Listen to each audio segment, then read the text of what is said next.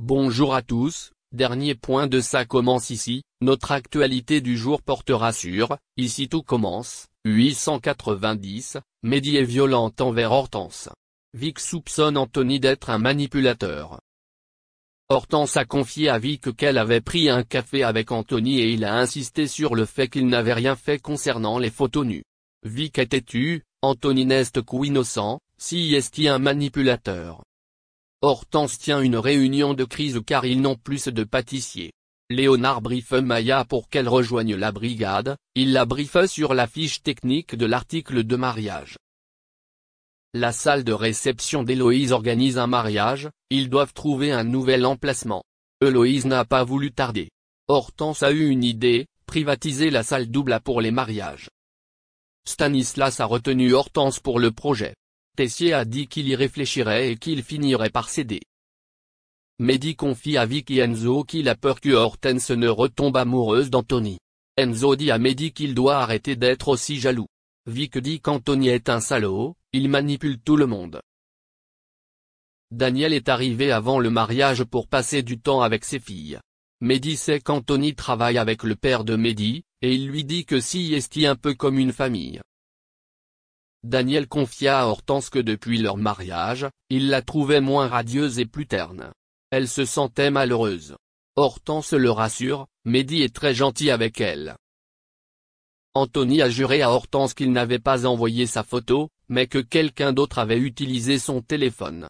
S'il découvrait qui avait fait ça, il le battrait pour lui sans qu'il sache à quoi pourrait ressembler leur relation. Mehdi fait face à Hortense. Il lui a dit qu'il avait vu Anthony lui toucher les cheveux.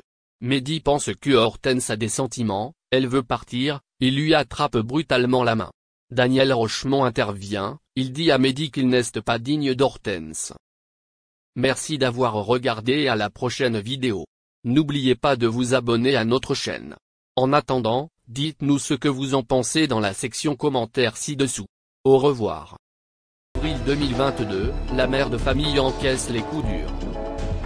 Après avoir brillé par son absence lors du coup d'envoi de l'opération Plus beau marché de France, la jolie brune se retrouve dans l'incapacité de présenter les actualités liées à l'élection présidentielle.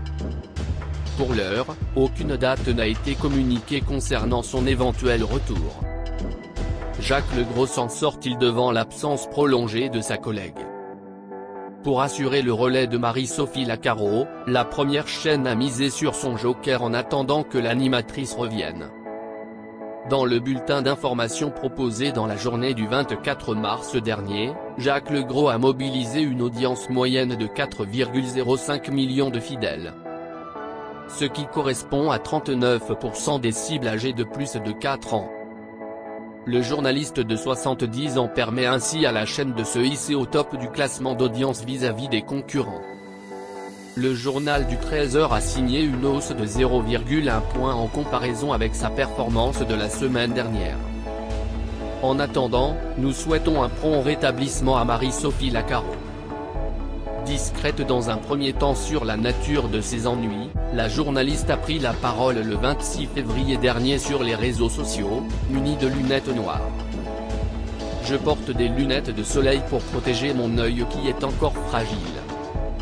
Je ne veux pas m'étendre sur mon cas, mais pour répondre à tous ceux qui m'interrogent et pour que vous compreniez mon absence qui dure, sachez que je souffre d'une infection rare et sévère, qui nécessite un traitement long, a-t-elle confié, sans autre précision.